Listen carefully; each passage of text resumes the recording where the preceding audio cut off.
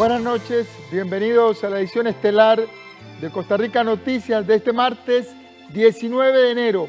Estamos en vivo a las 7 de la noche con 1 minuto. Gracias por informarse con la señal de Canal 13. Soy Ernesto Rivera. Les recuerdo que pueden seguirnos también a través de nuestros perfiles en Facebook e Instagram que aparecen en este momento en pantalla. Tenemos mucha información para compartir con ustedes, así que vamos directamente a nuestros titulares. Adelante.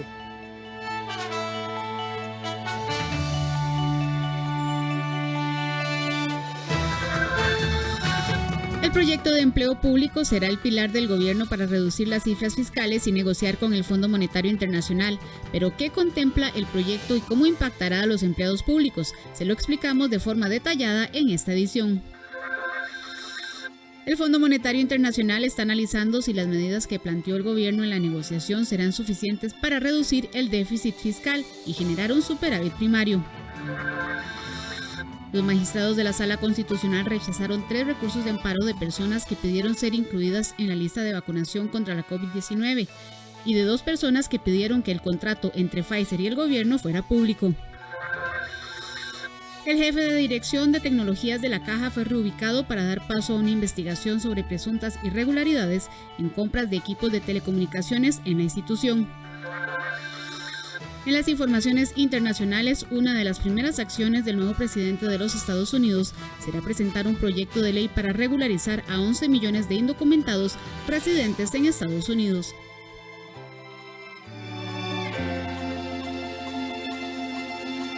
El proyecto de ley para cambiar las condiciones de contrato de los empleados públicos es un parteaguas en la negociación con el Fondo Monetario Internacional.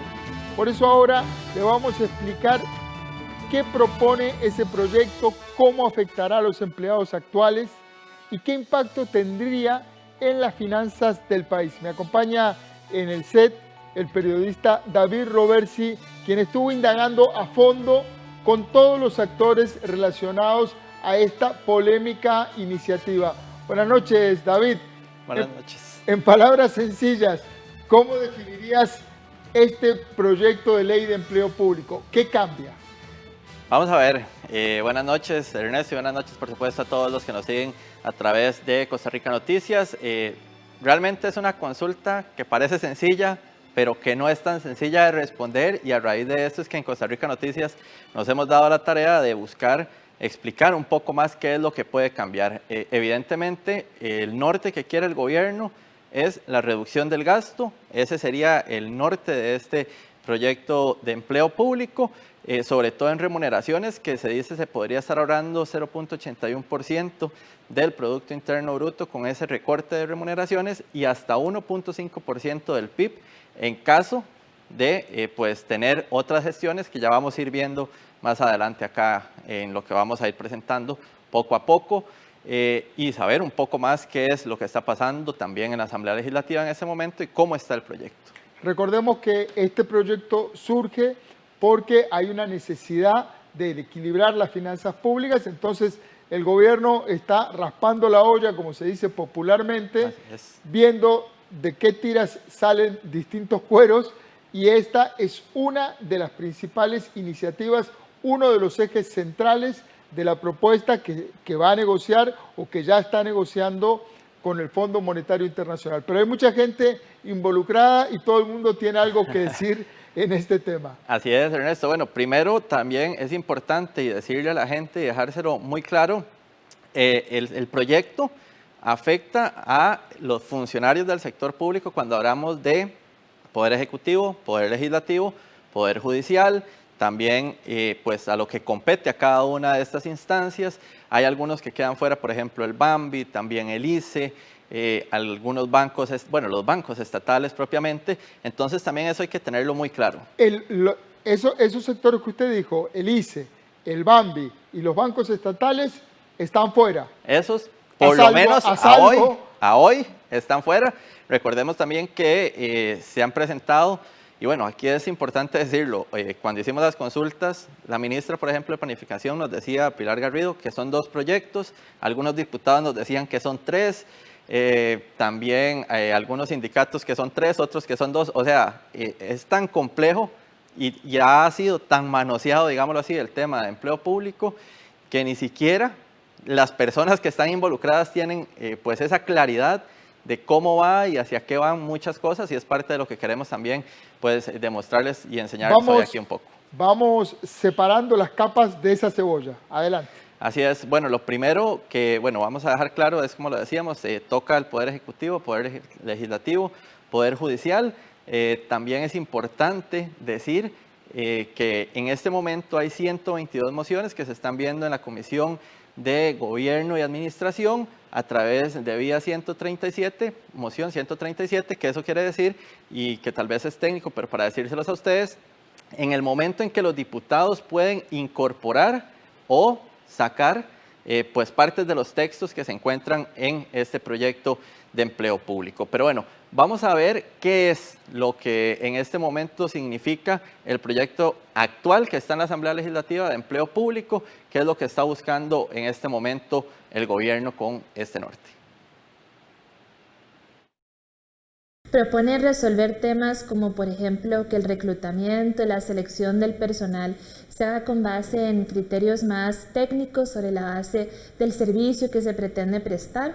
También pretende aliviar la carga fiscal, pretende establecer también un componente de remuneraciones que sea un salario único competitivo para los nuevos, congelar la remuneración actual de las personas que salario compuesto ganan más que lo que se propone en salario global y dejar que quienes ganan menos vayan acumulando anualidades para que en algún momento confluya con ese salario global y se puedan pasar. Bueno, esta es la propuesta que está hoy en la Asamblea Legislativa. Como decimos, han existido otras y esta misma podría estar cambiando en los próximos días con pues diferentes escenarios que vamos a estar analizando tanto hoy como mañana con el tema de empleo público. Pero también vamos a ver, se ha dicho que si este proyecto de empleo público finalmente aplica a los empleados que están actualmente en este sector. Bueno, las remuneraciones, que como decíamos es parte de lo que se busca recortar, los empleados con salarios, con el salario menor al global, mantendrían los beneficios actuales. Evidentemente el salario global aún no se ha definido y se tiene que estar pues dando en diferentes rubros, y se aplicará también lo que es el tema de la evaluación del desempeño. Así lo hizo saber también la ministra de Planificación. La primera, en relación con la remuneración, quienes ganen por encima del salario global que se está proponiendo tendrían su remuneración congelada. En este momento está congelada ya por la regla fiscal. El otro tema es para las personas servidoras públicas actuales que ganan menos del salario global. Para esas personas se les va a permitir seguir como están, acumulando anualidades, costo de vida cuando se pueda, ahora no, por la regla fiscal que está congelado. También en la evaluación del desempeño, esos son criterios que se establecen para que sea una evaluación sobre la base del servicio que se presta y con criterios un poco más objetivos en relación con esa medición. Bueno, esto es parte también entonces de cómo está funcionando la propuesta con respecto al tema de los salarios. A ver, David, vamos a recapitular un poquito para ir eliminando dudas y puntualizando. Por favor, Marco Millape, ¿me pone en la pantalla anterior? Usted, la anterior. Ahí estamos. Usted decía de que los funcionarios públicos actuales no van a ver afectado su remuneración salarial en tanto ganen igual o menos que el salario global que Correcto. está por definirse. Exacto. Pero, ¿qué pasa? Le pongo un ejemplo. ¿Qué pasa con los salarios de los gerentes de los bancos públicos, que son altos, o de funcionarios que tengan salarios altos? Bueno, en el tema de los bancos, como les decíamos, están fuera de momento, por lo menos, del proyecto. También es importante recordar que el tema de salarios es pues prácticamente imposible de tocar ante la ley. Los salarios no pueden verse reducidos si ya están en este momento. Evidentemente ahí tendría que empezarse a aplicar con pues un nuevo funcionario que llegue a ocupar esa posición ya de ser un presidente ejecutivo, un director, un asesor legislativo. Eso empezaría a funcionar más hacia los nuevos empleados públicos. Quien está ahorita, para tratar de ejemplificarlo, si vos ganás 800,000 colones en un puesto de asesor legislativo, el salario global es 860,000 o 900,000, digamos, para subirle un poco. Este funcionario seguirá ganando tanto anualidades como los beneficios que se mantienen hasta ahora, que se buscan eliminar, hasta llegar a ese tope. En el momento en que se llega a ese tope, pues se pierden esos beneficios y se mantendrá con ese salario ya de manera estándar, por decirlo de alguna manera. Vamos entendiendo un poco, vamos echando un poco de luz sobre el tema. Así es. Bueno, también a este tema de lo que sería la aplicación de los empleados públicos, existe, por supuesto, pues posiciones adversas. Vamos a ver parte de estas que dicen que esta situación lo que haría es deteriorar la capacidad de empleados que podrían llegar o que se quedarían en la función pública. Podemos ver con lupa el proyecto porque nos parece que el frío no está en las cobijas. Es decir, la reforma al empleo público debería pensarse en cómo lograr que los mejores profesionales, los mejores funcionarios trabajen para la administración pública, que la remuneración sea justa, sea equitativa y garantice eso, garantice el buen funcionamiento de la administración pública. Y aquí lo que están viendo es cómo recortan plata. No hay un enfoque integral de mejorar el servicio público, sino volar tijeras, recortar gastos, aunque eso implique dejar a la administración con los peores funcionarios. Sí debilita, por supuesto, porque para empezar flexibiliza al máximo el proceso de despido ya de por sí endeble en la administración pública. Vuelve más inseguro trabajar en el sector público. Bueno, pero a lo largo de estas intervenciones que hemos visto de las personas que están involucradas al 100% en lo que es el tema de este proyecto de empleo público de la ministra, diputados, sectores sociales, se ha mencionado mucho lo que es salario global o salario único. ¿Qué es esto? Bueno, finalmente esto, y para decirlo de la manera más sencilla, y es parte de lo que estábamos tratando de explicar ahorita, es llegar a buscar un tope salarial entre personas que tengan el mismo grado de escolaridad, el mismo puesto, las mismas funciones, y buscar ese equilibrio, pues hasta la fecha, y como ustedes ven ahí, bueno, primero se dice que se ahorraría 55,000 millones a partir del año 2037. Hoy, que es parte de lo que se busca estabilizar, dice que existen diferencias de hasta 3.2 millones entre empleados que hacen las mismas funciones. Esto hablamos de empleados profesionales y esto es según también el Ministerio de Planificación. Y hay funcionarios no profesionales que tienen diferencias de hasta 800,000 colones, que así lo ha dicho también la Contraloría General de la República. O sea, hablamos, por ejemplo, para decir un ejemplo, que voy a decirlo como sin ninguna base, pero por decir algo, que el chofer de alguna universidad estatal gane 800,000 colones y uno que trabaje en el SINAR gane 100,000. Entonces, esa diferencia es la que se busca equiparar con lo que es el salario global. Básicamente se trata de unificar en categorías de gente que hace la misma función y que tiene la misma educación, el mismo nivel de educación, el salario. Que un ingeniero en el Estado gane X monto, que una secretaria gane X monto, que un chofer gane X monto. Correcto. Y que no dependa en qué parte del Estado trabaja, si lo hace en una universidad, si lo hace en un banco o en otro sector. Exactamente, eso es pues la manera más sencilla de poder explicarlo, es buscar ese equilibrio y es lo que se está buscando también en este momento definir. Pero bueno, vamos a ver también la siguiente pantalla, donde pues cómo se estaría buscando o cómo se lograría que esas diferencias salariales lleguen a un punto medio. Es una parte que se ha complicado muchísimo en la conversación, Pero bueno, vamos a ver qué hablan algunos diputados que están en la Comisión de Administración y por supuesto también qué dice el gobierno.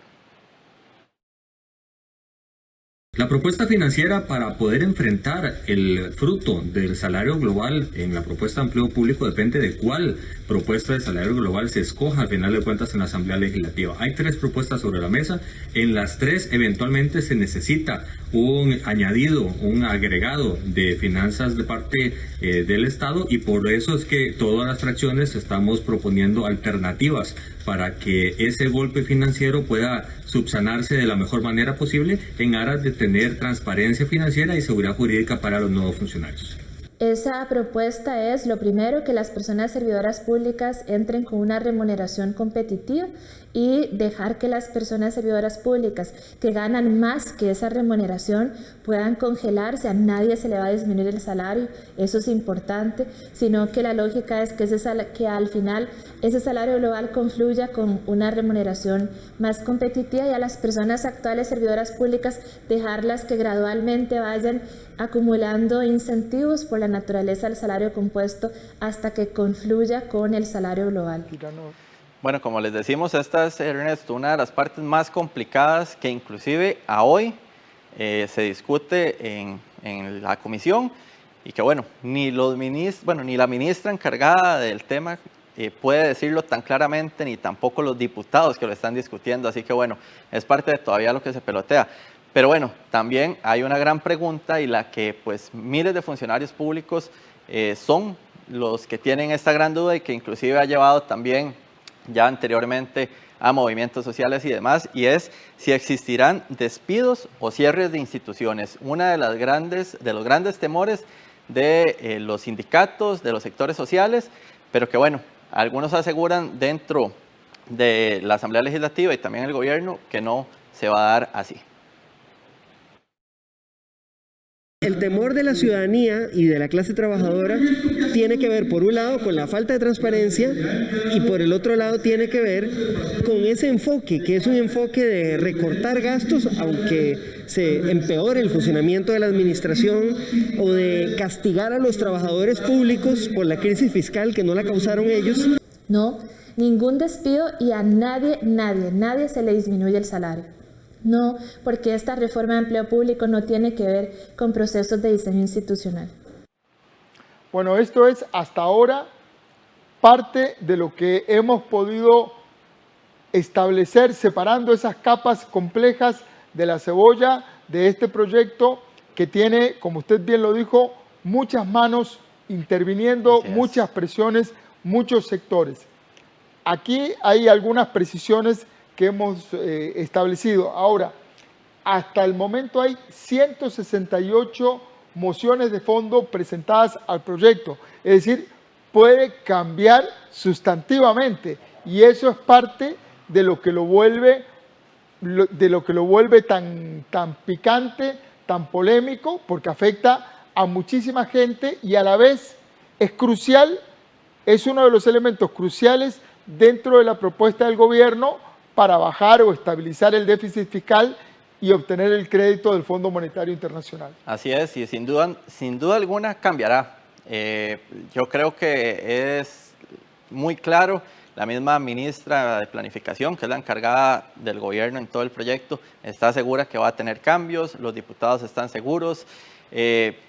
Mañana inclusive vamos a estar hablando un poco más de las partes ya propiamente financieras y de, por ejemplo, el tema de convenciones colectivas, que va a tener cambios de fijo, según lo que nos han estado comentando ya en corrillos legislativos, y así también, por ejemplo, un gran dilema que ha generado mucha controversia, inclusive en la bancada más grande de la Asamblea Legislativa, que es el Partido de Liberación Nacional, de qué o quién sería el ente rector de lo que es el tema de empleo público, si pasaría a Mideplan o seguiría en el servicio civil. Se habla de inconstitucionalidades y demás. Mañana vamos a estar también hablando un poco de eso. Excelente. David Roversi, gracias por esta primera entrega del informe. Lo esperamos mañana con la segunda parte, a ver si por lo menos echamos un poco de luz sobre el tema. David Roversi. Gracias. Gracias. Como decíamos, estamos en un momento crucial de la negociación con el Fondo Monetario Internacional. Hoy la jefa de misión del FMI, Manuela Goretti, se reunió con los jefes de las principales fracciones del Congreso, y una de las principales interrogantes es cuánta viabilidad tiene en Asamblea Legislativa la propuesta del gobierno al fondo. De eso precisamente voy a hablar ahora con el analista y especialista en comunicación política, Gustavo Araya. Buenas noches, Gustavo. Bienvenido a Costa Rica Noticias, y de una vez le disparo. ¿Cómo ve el frente de tormenta en el Congreso para la propuesta del gobierno al Fondo Monetario Internacional? Buenas noches, Ernesto. Muchísimas gracias por invitarme al programa. Básicamente, me parece que hay dos situaciones que se enfrentan, dos escenarios que están enfrentados en este momento, Ernesto, que es importante tenerlos en consideración. Lo primero es que estamos pasando por una definición, de alguna manera, una redefinición, de alguna manera, de cómo está la situación económica nacional, ¿verdad? De cómo está la situación fiscal y económica en términos generales. Eso ha presentado prácticamente, digamos, dos grandes pugnas, una gran pugna, digamos, de dos sectores, que dice, bueno, uno que más o menos ha señalado que el déficit fiscal no es tan amplio como se veía, que hemos tenido algunos indicadores de recuperación importantes, el presidente del Banco Central ya salió con alguna información en ese sentido, y por otro lado está evidentemente un sector que considera que, especialmente el empresarial, ¿verdad?, que salió en los últimos días señalando que la situación no es tan buena como se esperaría y que el gobierno incluso está haciendo menos de lo que ellos estarían también esperando. Entonces, en este contexto, en donde hay una redefinición de la situación económica nacional, es que se presenta el tema del Fondo Monetario Internacional. No hay que perderlo de vista porque hay una pugna que le precede, por decirlo de alguna manera, desde el punto de vista político. ¿Y qué tenemos en este escenario? Tenemos a un gobierno que no ha logrado definir una agenda clara respecto a la negociación del Fondo Monetario Internacional. Todos vimos las acciones que acometieron la semana anterior y la tras anterior, en donde incluso estrenando ministra de la presidencia, se aventuraron a una negociación con diputados con una convocatoria, digamos, no tan fuertemente establecida, y que lo que hace es que, digamos, indispone a un sector amplio de la Asamblea Legislativa, especialmente las bancadas más fuertes, digamos, más fuertes en términos de oposición, que son la bancada del Partido de Liberación Nacional y la bancada del POSC. Esto ha llevado a una situación donde efectivamente, vamos a ver, fuera de la Asamblea Legislativa, hay varios actores que han estado propugnando porque efectivamente lo del Fondo Monetario Internacional debe tener viabilidad, ¿verdad?, y que es lo necesario en este momento, aunque no suficiente, para salir de esta situación que hablaba antes, que le precede, pero, digamos, el gobierno de nuevo no tiene todas las herramientas consigo.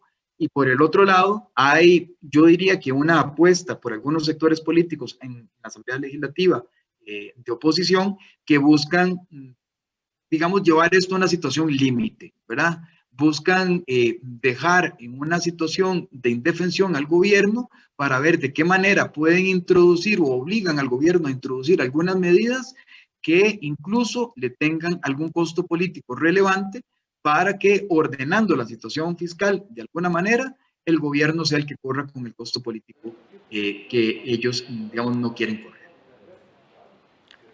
Una situación complicada. Dentro de este panorama tan complejo, uno de los temas centrales es el proyecto de ley de empleo público. En ese tema hay diferencias internas entre los diputados de Liberación y también de la Unidad. ¿Puede que esa falta de unidad de criterio se convierta en una ventaja para el Ejecutivo, o desde tu punto de vista es más bien un obstáculo? Esto es relativo, Ernesto. Vamos a ver, aquí hay una pugna que es muy importante, y por qué he señalado lo del costo político como uno de los factores a considerar.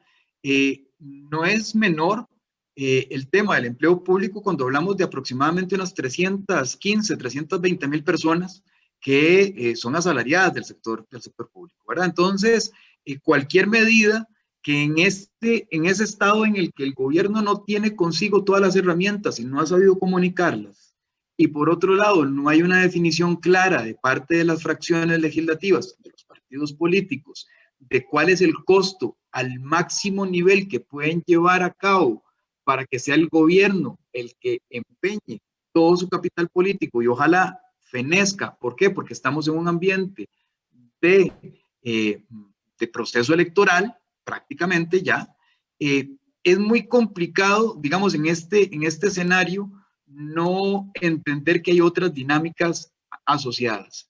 Y me explico. Por ejemplo, las reuniones que ha tenido el fondo, las personas representantes del Fondo Monetario Internacional que han estado acá en el país, que están negociando con el gobierno, hay medios de comunicación, hay sindicatos que le han estado preguntando insistentemente de si el tema del empleo público, por ejemplo, pasa a formar parte, sí o no, como una condición impuesta por el Fondo Monetario Internacional. Ya que es un juego bastante interesante porque esto le permitiría, ¿verdad?, achacarle toda la culpa al gobierno, de alguna manera, de la aprobación de ese proyecto, y justificaría de alguna manera, desde ese punto de vista, desde los sindicatos y los movimientos sociales, a las marchas que están esperando realizar lo que ellos llaman la democracia de la calle. Ahí justamente está la pregunta que seguía, Gustavo. En el frente social y sindical, ahora, ¿hay espacio político en la sociedad costarricense para nuevas jornadas de protestas como las que vivimos en octubre del año pasado? Yo diría que no, y eso es parte de la explicación que hace unos días daba Ernesto, de por qué es que no se han lanzado a las calles desde ya. Primero porque ese va y viene de gobierno, de que no se sabe cuál es efectivamente la situación, ¿verdad? Si está clara o no está clara, cuál es su propuesta real ante el Fondo Monetario Internacional. Unas veces se ensayan el IVA, otras veces se ensayan las transferencias bancarias, etcétera, etcétera.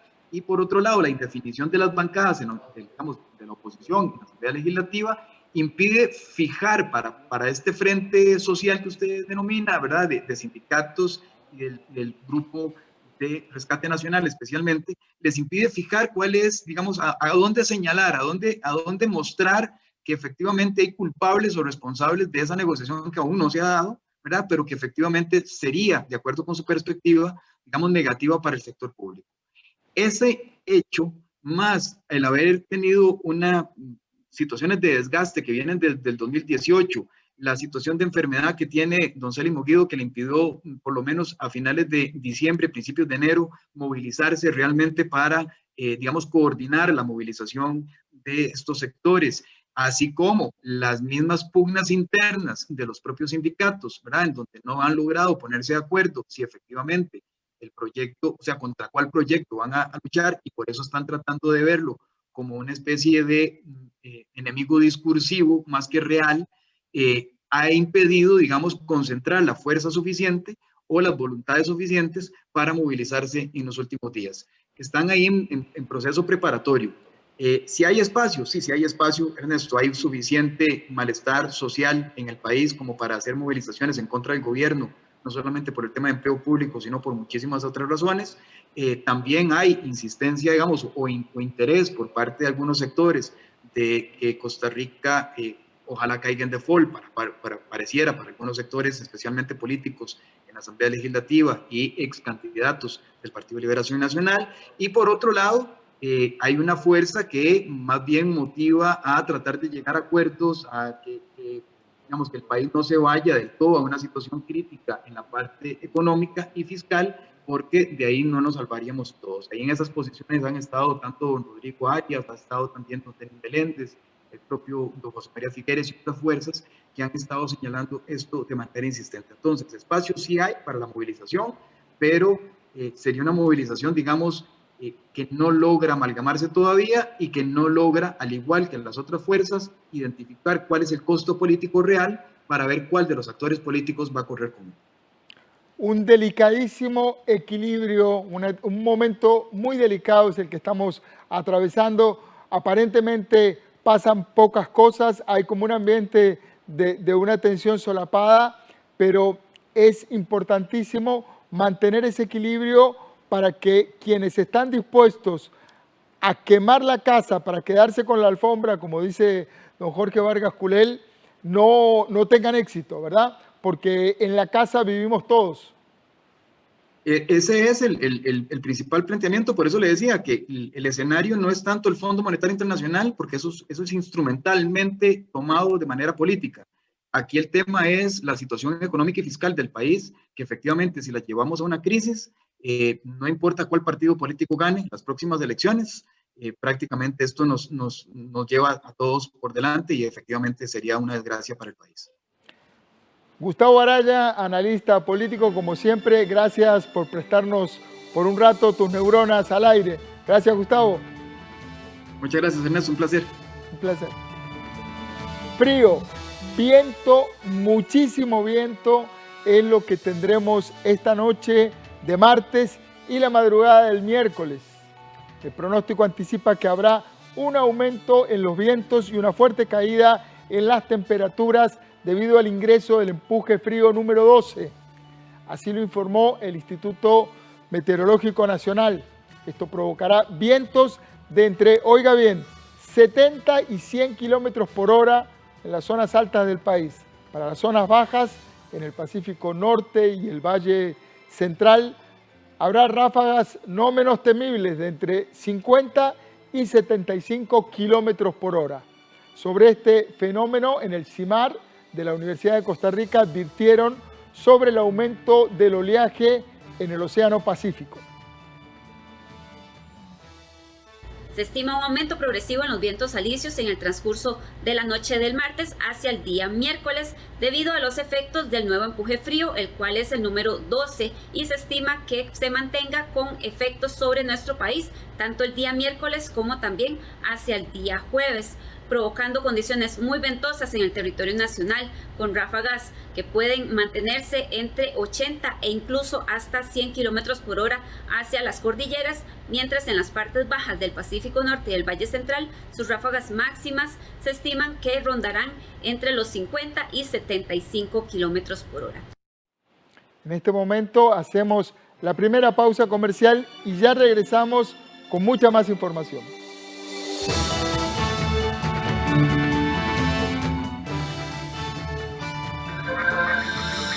Los magistrados de la Sala Constitucional rechazaron 3 recursos de amparo de personas que pidieron ser incluidas en la lista de vacunación contra la COVID-19 y de 2 personas que pidieron que el contrato entre Pfizer y el gobierno fuera público.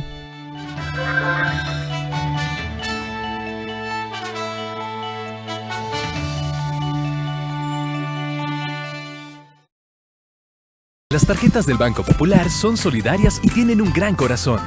Al pagar con nuestras tarjetas, usted podría ser uno de los 10 ganadores de 1 millón de colones y medio millón adicional para la organización de bien social que usted elija. Nuestras tarjetas son solidarias porque tienen muchos beneficios. Tienen corazón porque desde su casa puede comprarle a los suyos de forma segura y nos dan bienestar a todos. Pague con nuestras tarjetas y tenga la oportunidad de ayudar a otros. Banco Popular. Construimos bienestar. Maestro París. ¡Buena suerte! Continuamos con las historias latinoamericanas en Secuelas de la Cuarentena en nuestro espacio Cine en Cortos, el jueves 21 de enero a las 9 de la noche, aquí en 13, Costa Rica Televisión. Hola, ¿qué tal? ¿Sabía usted que 6 de cada 10 personas en Costa Rica tienen problemas de obesidad y sobrepeso? Bueno, probablemente usted dice, ay, sí, yo soy una de esas, pero no hay ningún problema. Lo importante es tomar la decisión de tener un estilo de vida saludable, de empezar a hacer esos cambios en la alimentación y en la actividad física para garantizar que su condición pues poco a poco vuelva a la normalidad y pueda tener esa salud que le garantice todos esos años que usted quiere vivir con las personas que usted ama. De eso vamos a hablar en una mirada esta semana. Acompáñenos.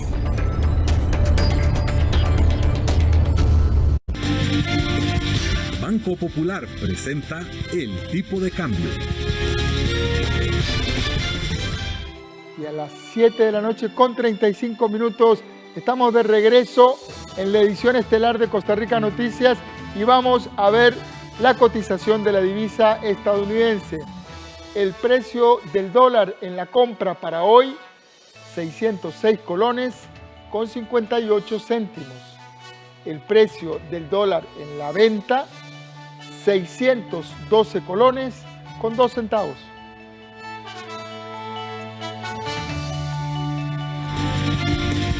Banco Popular presentó El Tipo de Cambio.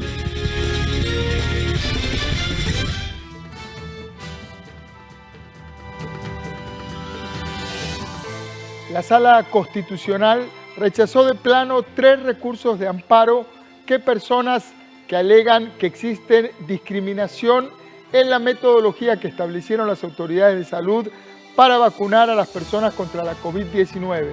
Por tanto, solicitaron ser incluidos o incluir a sus familiares en el esquema de vacunación. La Sala Constitucional emitió también una fuerte condena en contra del Ministerio de Seguridad Pública por lanzar, oiga bien, gas lacrimógeno directamente sobre el rostro de una mujer durante las protestas que ocurrieron en Aguas Arcas en octubre pasado. El periodista Andrés Ortiz está en los alrededores de los tribunales de justicia y desde allí nos informa. Adelante, Andrés, buenas noches. Buenas noches, don Ernesto, para usted y para los televidentes. Así es, tal y como usted lo decía, son 2 fallos importantes de la Sala Constitucional.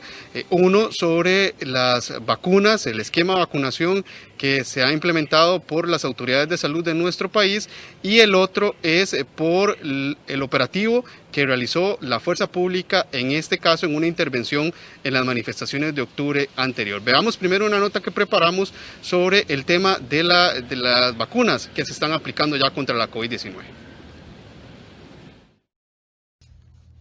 Entre diciembre anterior y el 7 de enero, la Sala Constitucional recibió 5 recursos de amparo relacionados con la vacunación contra el virus SARS-CoV-2 que provoca la enfermedad de COVID-19. 3 de esas acciones fueron contra el esquema de vacunación, es decir, en contra de la metodología para definir las listas de vacunación. Uno de ellos alegó que lleva muchos años donando sangre y plaquetas, por esa razón considera que es parte del personal de la caja y pidió ser vacunado. Otro recurrente aseguró que tanto derecho tienen las personas menores de edad como los adultos mayores y por eso considera que hay discriminación. A finales de diciembre se había presentado otro recurso con alegatos similares. Todas estas acciones fueron rechazadas de pleno por los jueces constitucionales. Todo lo que tiene que ver con los esquemas de vacunación, eso se hace con criterios técnicos, con criterios médicos, con criterios científicos. Y la sala, desde su fundación, ha dicho que todos los temas que atañen a la ciencia, a temas científicos, temas técnicos, pues eso no corresponde a la sala resolverlo, sino que eso debe ser alegado ante la propia administración pública o eventualmente ante un juez de lo contencioso administrativo. De la misma manera se presentaron 2 recursos de amparo para que se dé a conocer el contrato con la empresa Pfizer de la compra de las vacunas. Uno de estos fue rechazado y otro se encuentra en trámite. La vacunación inició en el país el 24 de diciembre del año anterior con el primer grupo, personal médico, de socorro y seguridad que se encuentran en la primera línea de defensa y a los adultos mayores. Bien, y es que tal y como veíamos, son 5 recursos que se presentaron, 3 de ellos por el esquema de vacunación y 2 por pedir que se haga público el contrato con la empresa por la compra de las vacunas. Hay una línea ya jurisprudencial por parte de la Sala Constitucional y para explicarnos eso nos encontramos con don Eduardo Acuña, abogado y ex juez. Don Eduardo, buenas noches. Ya hay 3 resoluciones en el caso del esquema de vacunación de la Sala Constitucional. Esto marca ya una línea que podría tener la Sala Constitucional en posibles recursos que se interpongan precisamente por este hecho. Sí, en efecto, la Sala lo que está señalando precedentes de que no va a intervenir dentro de criterios de carácter científico en cuanto a cuáles son los grupos poblacionales que tendrán preferencia o prioridad en el momento de la vacunación, porque son criterios científicos que corresponden a las autoridades competentes.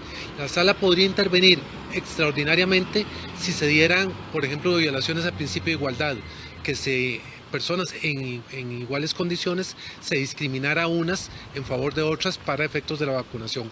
Por lo demás, es muy poco probable que la Sala vaya a intervenir en estos temas. Muy bien, gracias, don Eduardo. Con gusto. Don Eduardo Acuña, abogado y ex juez, que nos explicaba sobre esta línea ya que podría tener la Sala Constitucional sobre estos amparos presentados en el caso de las personas que piden ser incluidos en estas líneas o en estas listas más bien de vacunación. El otro tema que les mencionábamos era sobre este habeas corpus que presentó una mujer ofendida donde señaló que en una intervención de la fuerza pública, de la policía antimotines, es atacada con los gases lacrimógenos y le impacta en su rostro. Veamos.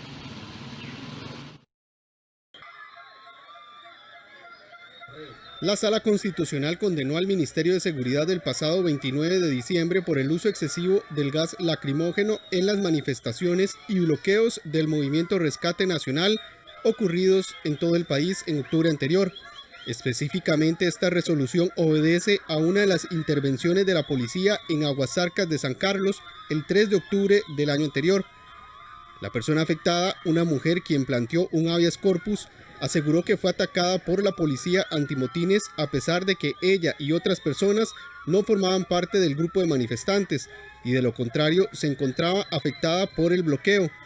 De acuerdo con lo expuesto ante la sala, la mujer indicó que los policías lanzaron los gases hacia zonas donde no se encontraban manifestantes y uno de esos le impactó en la cara. El Alto Tribunal Constitucional resolvió que quedó por acreditado que la policía lanzó el químico a personas que no eran parte de esas manifestaciones. Después de analizar las respectivas pruebas, se llegó a la conclusión de que en este recurso de amparo, el uso de esta herramienta de seguridad como es el gas lacrimógeno no fue adecuadamente operada por parte de las policías, con lo cual pues una de las recurrentes sufrió un impacto de parte de uno de estos proyectiles a través de los cuales se lanzan los gases en la cara, y entonces la sala consideró que en este caso específico, dadas las pruebas aportadas, sí había un uso incorrecto de la herramienta policial. En la condena, la sala ordenó al director regional de la Fuerza Pública de la región Huetar Norte y a Michael Soto, ministro de Seguridad, tomar acciones para evitar que esto vuelva a ocurrir. Con relación a un fallo de la Sala Constitucional, el cual fue declarado con lugar que le interpuso una ciudadana del sector de Aguasarcas, es preciso señalar que la fuerza pública es respetuosa del fallo. Dicho fallo hace referencia a la técnica policial.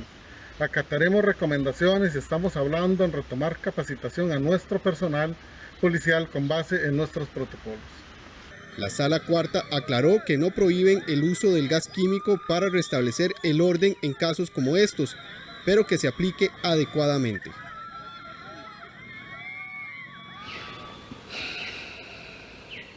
Bien, don Ernesto, por último nada más indicarles, y tal y como lo veíamos en la información, es que con este fallo la Sala Cuarta lo que dice es que existió un uso indebido del gas lacrimógeno para poder intervenir en esta zona, y no que están prohibiendo precisamente esta herramienta policial. Don Ernesto, esta es la información que tenemos. Regreso con usted al estudio. Buenas noches.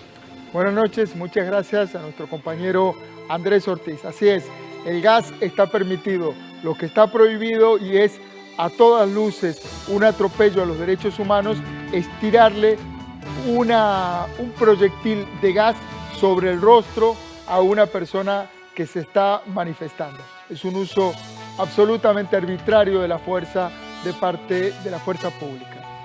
En otros temas, el Banco Central puso a disposición de las autoridades las nuevas cuentas nacionales con periodo de referencia al año 2017. Anteriormente eran del 2012. Los resultados de estos productos estadísticos pueden ser consultados a partir de este martes en la página web del Banco Central. El Banco Central presentó sus cuentas nacionales con referencia al 2017, donde se registró una revisión al alza del nivel del Producto Interno Bruto de 3,5 puntos porcentuales. La participación de las actividades económicas dentro del PIB presentó cambios. Por ejemplo, las actividades agropecuarias pesaban un 5,9% en el cálculo del Producto Interno Bruto en el 2012, mientras que con la nueva referencia pasaron a representar 5,1% en el 2017. Por el contrario, el peso de los servicios fue de 40,2% en el 2012, pero aumentó a 44,50% en el 2017. Bueno, este es un proyecto en el que hemos estado por aproximadamente 3 años. La información de cuentas nacionales es fundamental para el proceso de toma de decisiones de política y también para el sector privado en las decisiones de ahorro, consumo e inversión. Son una fuente fundamental de información. La nueva metodología facilita la comprensión de la inversión directa y su efecto en otras variables macroeconómicas. Para ello se realizó el censo de inversión directa para el 2017, que permitió disponer de una mayor cobertura de datos en los productos obtenidos según el origen del capital. Sí, lo que estamos haciendo es actualizando el año de referencia de las cuentas nacionales, que incorpora una revisión de las metodologías de cálculo para ponernos al día con recomendaciones que han emitido organismos internacionales en temas asociados a la medición de la estadística macroeconómica. Otro de los productos estadísticos desarrollados fue la cuenta satélite de las cadenas globales de valor, lo cual se refiere a un conjunto de actividades de producción interrelacionadas que ocurren en al menos 2 países distintos. Abarca todas las actividades necesarias para producir un producto, desde la idea inicial hasta su uso final. Los resultados indican que para el 2017 representaron el 8,6% del PIB, el 48,6% de las exportaciones y el 5,3% del empleo. Los resultados de los productos estadísticos pueden ser consultados a partir de este martes en el sitio web del Banco Central. Y siempre en temas económicos, el torniquete que Hacienda le aplicó al gasto logró contener el crecimiento del déficit. Un menor gasto en planillas, salarios y transferencias al sector público lograron que tengamos un déficit fiscal más bajo del proyectado al cierre del año pasado.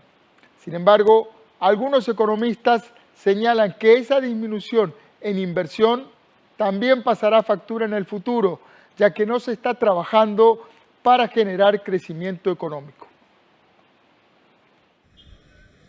En la presentación de las cifras fiscales 2020, el ministro de Hacienda anunció que el déficit cerró el año por debajo de lo proyectado. Se estimaba un 9,2%, sin embargo, la cifra llegó a 8,34%. Villegas argumentó que para lograrlo se tuvo que reducir el gasto público. Para el mes de diciembre, el rubro de gasto mostró una reducción del 2,5% con respecto al mismo periodo del año anterior, lo que equivale a 198.159 millones de colones, es decir, 0,57% del Producto Interno Bruto. El gasto en planilla fue parte del presupuesto que disminuyó en el 2020. Según el jerarca de Hacienda, crecía de 3 a 5% por año. Sin embargo, el año anterior tuvo un aumento de solo 0,18%. En el 2009 se disparó el crecimiento de salarios, llegando a 29,9%. Fue disminuyendo a lo largo de los últimos años y a diciembre del 2020 el crecimiento de los sueldos se desaceleró en comparación con el mismo periodo del 2019, pasando de 3,9% a 0,21%. Las transferencias del sector público disminuyeron 14,5%, una reducción de 288.000 millones de colones. Pese a estas medidas, el país continúa con una de las deudas más altas, llegando al 70%. Alegrarse por una cifra tan alta del PIB es como aquel estudiante que se alegra porque sacó un 5 en el examen cuando la nota para pasar era 8 y que pudo haber sacado un 4. Ciertamente 5 es mejor que 4, pero está muy lejos de ser una nota aceptable. En ese sentido, también preocupa el hecho de que la mayoría de los esfuerzos para contener el gasto se han enfocado en la disminución de los gastos de inversión, y eso va a pasar la factura hacia futuro en cuanto a la productividad del país y la capacidad para generar crecimiento económico. Mientras tanto, la calidad del gasto público sigue empeorando, no se ha metido de lleno a lo que se requiere en reforma del Estado. La economía en este momento está trabajando más para pagar intereses, ¿verdad? El gasto ha disminuido porque, bueno, hay que entender que el periodo del COVID ha generado una disminución significativa de los ingresos, ¿verdad? Pero han sido mayores en relación a la disminución del gasto. Por lo tanto, el déficit todavía está ahí presente. ¿Cómo se cubre el déficit? Solo con deuda. Traer nuevos ingresos, en este momento más impuestos no es lo conveniente, y la única solvencia que tiene el gobierno es negociar nuevas deudas, por lo menos que se extiendan un poco más a largo plazo.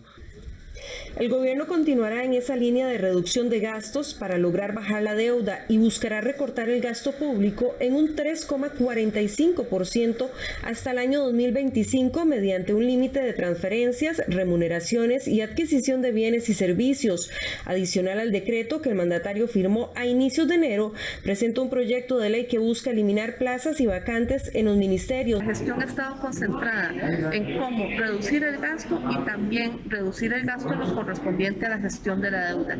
Esto ha generado que el país tenga un déficit del 8,3%, mucho menor al 9,2% que se estaba proyectando, pero además muchísimo menor a las estimaciones que hacían algunos economistas y algunas personas de una forma infundada que lo proyectaban al 11%. Estos resultados dan cuenta de que se ha tomado con toda seriedad el papel del Estado en poder intervenir y mejorar los indicadores económicos a través de las limitadas condiciones que se tienen ahora, pero con una decidida apuesta en materia de gestión de los intereses de la deuda, en lo cual se requiere profundizar y que se espera que haya conciencia y se acompañe de la Asamblea Legislativa en esa ruta. El presupuesto nacional para este año tuvo un recorte de 162.000 millones de colones. La eliminación de plazas vacantes logró una disminución de 6.941 millones de colones. Esos recortes se verán reflejados en el Ministerio de Educación Pública con 30.000 millones de colones. El Tribunal Supremo de Elecciones dejará de percibir 2.610 millones de colones. En seguridad será de 5.309 millones de colones. Hacienda 3.200 millones de colones. Y Gobernación y Policía en 2.790 millones de colones.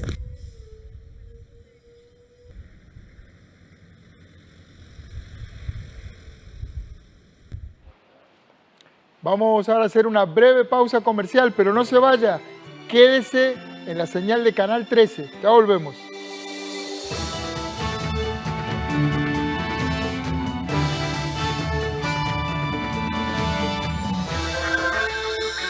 El jefe de Dirección de Tecnologías de la Caja fue reubicado para dar paso a una investigación sobre presuntas irregularidades en compras de equipos de telecomunicaciones en la institución.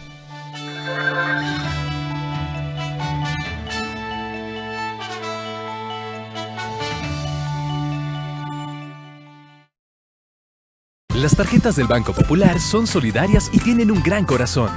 Al pagar con nuestras tarjetas, usted podría ser uno de los 10 ganadores de 1 millón de colones y medio millón adicional para la organización de bien social que usted elija. Nuestras tarjetas son solidarias porque tienen muchos beneficios. Tienen corazón porque desde su casa puede comprarle a los suyos de forma segura y nos dan bienestar a todos. Pague con nuestras tarjetas y tenga la oportunidad de ayudar a otros. Banco Popular. Construimos bienestar. Costa Rica es pura vida. Costa Rica es mi patria querida. Temas de salud, temas de cocina, música, hogar. Son muchas las informaciones que tenemos todos los días de 8 de la mañana y hasta las 10. A diferentes medios y en nuestros diferentes espacios ustedes pueden disfrutar de Café Nacional. Así es, te invitamos 8 de la mañana, de lunes a viernes. Un pueblo en marcha pero sin apuros. Costa Rica, Costa Rica. Pásele a comer sabroso y saludable. Deja que los alimentos sean tu medicina y que la medicina sea tu alimento. Una sabia frase del gran Hipócrates, que es el lema de sabroso y saludable. Para que todos queden con la barriga llena y el corazón contento. Donde preparamos platillos que te ayudan con la diabetes, cáncer, colesterol alto y problemas cardiovasculares. Aquí te vamos a demostrar que puedes comer de todo. Véalo a las 2 de la tarde, los lunes, miércoles y jueves, solo aquí en 13, Costa Rica Televisión. La agricultura es uno de los inventos más importantes de la humanidad. Propició la producción a gran escala de alimentos. Digamos que la agricultura es también testigo de la evolución tecnológica de la humanidad. Los ciclos de vida de la tierra y de la agricultura han sido modificados por todo este gran impacto de la agricultura empresarial. El cambio climático genere pérdida de grandes extensiones de superficie productiva. Código Verde, 12 mediodía, por 13, Costa Rica Televisión.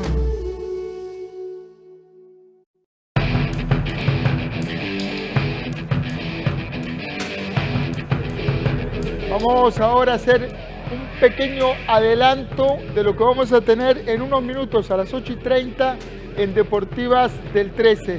Tengo aquí en el set a nuestro compañero Gerardo Coto, el zar de las estadísticas. Buenas noches, Gerardo. ¿Qué tal, don Ernesto? ¿Cómo le va? ¿Todo en orden? Buenas noches. ¿Todo súper bien? Muchas gracias. Bueno, partidazo de expectativa, de prepararse unos nachos, una bebida espirituosa, un té de Jamaica, para ver mañana en el Morera Soto a la Liga frente a Olimpia. Los dos leones de Centroamérica, don Ernesto. Mañana es clásico centroamericano, la Liga Olimpia. El que gane va a la final de la Liga CONCACAF. Y no solo eso, podría ir con el Saprissa que juega el viernes contra un equipo haitiano. Así que las condiciones están dadas, es un verdadero clásico centroamericano. Vamos a estar conversando precisamente de eso más adelante, sobre las posibilidades de la Liga Deportiva Alajuelense. Olimpia viene de ser campeón en Honduras, así que el partido es bravo. Ernesto. Es duro, no es un paseo por el parque. No, señor, es bravo, es un partido entre los dos campeones de los dos países, dos equipos que chocan históricamente desde siempre. Así que va a ser un partido, y como usted dice, para tomarse un buen fresquito, porque es a las 9:15 de la noche, ¿verdad? Le recomiendo el fresco Chan, es ideal para para ver. Con hielo. Con hielo. Dice. Espumita y lo disfruta. Espumita del fresco Chan, ¿verdad? Exactamente. Así que no se malentienda nada. Gerardo Coto, 8:30, nos vemos. Aquí estaremos con ese y otros temas, don Ernesto. Ahí está. En otros temas, la misión del Fondo Monetario Internacional en Costa Rica analiza si las medidas que planteó el gobierno en la negociación serán suficientes para reducir el déficit fiscal y generar un superávit primario que se requiere para obtener un crédito por $1.750 millones. A finales de esta semana, el Fondo Monetario Internacional determinará si la propuesta que hizo el gobierno es suficiente para reducir el déficit fiscal y generar un superávit primario equivalente al 1% del Producto Interno Bruto. De lograr esto, se podría iniciar en marzo el trámite para financiar $1.750 millones a Costa Rica. El Fondo Monetario expuso que las medidas que se vayan a tomar están siendo muy cuidadosas para que no tengan un impacto social y que protejan a la población, de manera tal de que sean medidas que pasen por agendas complementarias en donde están proponiendo alianzas públicas-privadas, en donde la academia y el sector productivo empiecen a trabajar juntos, en donde se incluya, haya una política inclusiva de la mujer en el mercado nacional y, por supuesto, políticas de economía circular. Tras la reunión con la jefa de la misión del Fondo Monetario Internacional, Manuela Goretti, diputados de oposición criticaron que no hay claridad en la propuesta del gobierno, de la cual dependerá ese financiamiento. Sí, vea, la conclusión que nos deja más clara en esto es que el Fondo Monetario nos vino a decir que el gobierno nos estaba mintiendo. ¿Por qué? Porque el Fondo Monetario ni está pidiendo plazos, ni está pidiendo los requerimientos como tal. No nos está poniendo metas específicas sobre lo que nosotros tenemos que venir a hacer. Sí nos habla de que debemos de tener, o que el país debe de tener una disminución de la deuda y una sostenibilidad del déficit primario. Eso es lo que piden. ¿Cómo? El gobierno es el que tiene que poner esos planteamientos. Hablaron de la necesidad de la construcción de un documento de consenso, pero no nos dicen con claridad qué medidas va a dar el gobierno con relación a la contención del gasto, por ejemplo, o con relación a la venta de activos, si es que hay alguna. No nos habla tampoco de si el gobierno está proponiendo o no más impuestos. Sí pareciera de que está dejando el Fondo Monetario en manos del gobierno esta negociación y ellos como que están en revisión con algunas instituciones. Pareciera que no hay urgencia de parte del Fondo Monetario Internacional, más bien pareciera que hay urgencia del país, pero estamos absolutamente ayunos de una propuesta seria. Por su parte, el jefe de fracción de la bancada oficialista, Enrique Sánchez, indicó que de aprobarse la propuesta del gobierno, la agenda de proyectos deberá avanzar en la Asamblea Legislativa.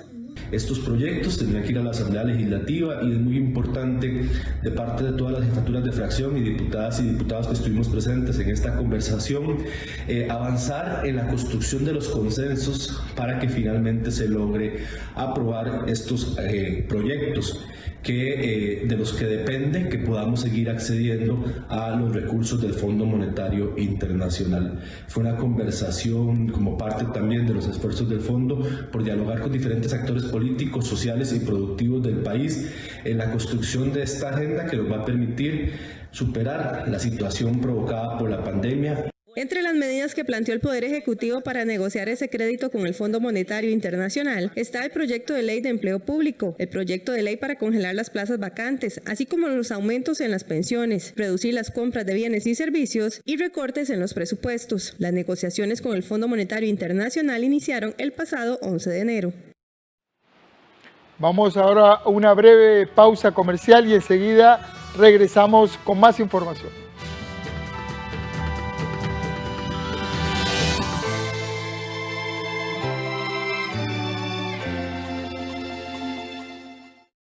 Costa Rica Noticias Regional le trae información generada desde cada uno de los 82 cantones del país. Nuestra red colaborativa de medios regionales nos presenta la realidad que se vive en cada comunidad. Le invitamos a conocer los retos y las iniciativas de las distintas regiones de Costa Rica en este programa informativo.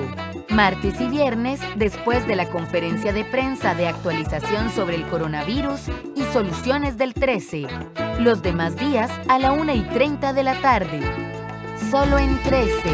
Costa Rica Televisión. La Sagrada Eucaristía desde nuestra Catedral Metropolitana. Y en diferentes templos del país, los domingos a las 9 de la mañana y a las 5 de la tarde. Aquí en 13. Costa Rica Televisión. ¿Usted cree que los desplazados no trabajan porque no quieren? Profe, con el perdón suyo, pero son una plaga. Los desplazados se enfrentan a un entorno totalmente distinto, su paisaje cambia. Nosotros no le arrendamos a gente desplazada. ¿Sabe que es difícil confiar en gente como ustedes? ¿Usted quién es? Yo soy el Negro Chivas y mi nombre de pila es Juan Coquín. La Loca Margarita. Los sábados a las 7:30 de la noche. Aquí en 13. Costa Rica Televisión.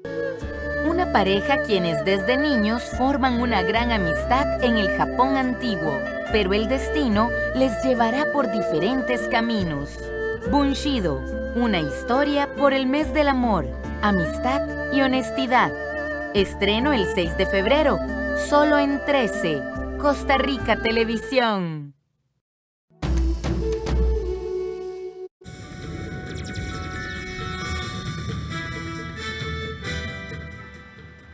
Y en las noticias del mundo comienzan fuertes cambios en los Estados Unidos. El nuevo presidente de Estados Unidos, Joe Biden, anunció que presentará un proyecto de ley para regularizar a 11 millones de indocumentados que residen en los Estados Unidos. Esa ley abrirá la vía para lograr la nacionalidad en 8 años y de una forma mucho más rápida para los soñadores, los dreamers, y las personas con un estatus de protección temporal. Apenas ponga los pies en la Casa Blanca, Joe Biden planea enterrar la era Trump con una batería de órdenes ejecutivas.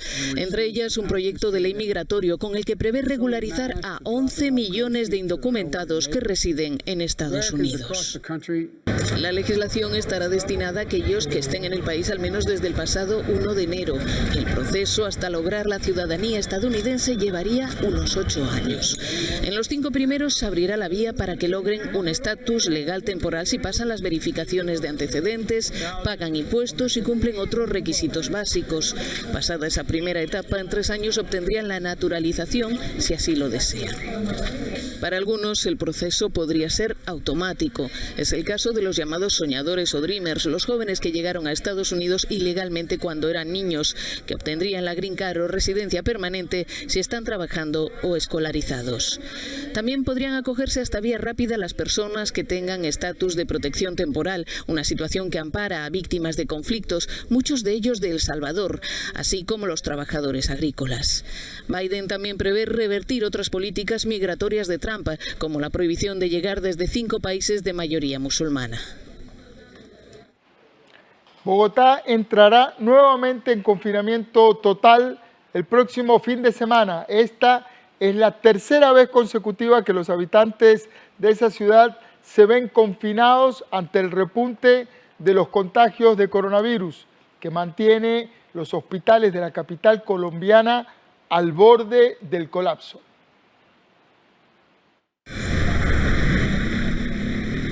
Por tercer fin de semana consecutivo, los habitantes de Bogotá tendrán que quedarse en sus casas. El nuevo confinamiento total empezará a regir el 22 de enero por la noche y estará vigente hasta la madrugada del 25. En algunos sectores de la ciudad se prolongará hasta el 28 del mismo mes. La medida afecta a 8 millones de personas e implica el cierre de todos los comercios no esenciales. El tema de la pandemia sinceramente nos tiene muy mal a todo el comercio. En realidad es terrible, la verdad las ventas se nos han bajado demasiado. De un 100% yo diría que se me han bajado a mí personalmente un 80%. Así estoy de acuerdo con las normas porque la gente se tiene que cuidar. O sea, estamos descontrolados y pues la enfermedad es un hecho, pero la solución no es cerrar el comercio porque se está quebrando la gente. La alcaldesa Claudia López también impuso un toque de queda nocturno para toda la ciudad a partir de las 20 horas entre el 19 y el 28 de enero. Cali, tercera ciudad del país, también impuso un toque de queda nocturno hasta el 22 de este mes. Las unidades de cuidados intensivos de la capital registran una ocupación del 92%, mientras que en Cali la cifra es del 94%. A las 8 de la noche, con 8 minutos, llegamos al final de esta edición estelar de Costa Rica Noticias. Gracias por su sintonía. Buscamos informarles con balance y contexto. En unos minutos voy a conversar con el director ejecutivo de uno de los hospitales más importantes de Israel, el Hospital Hadassah.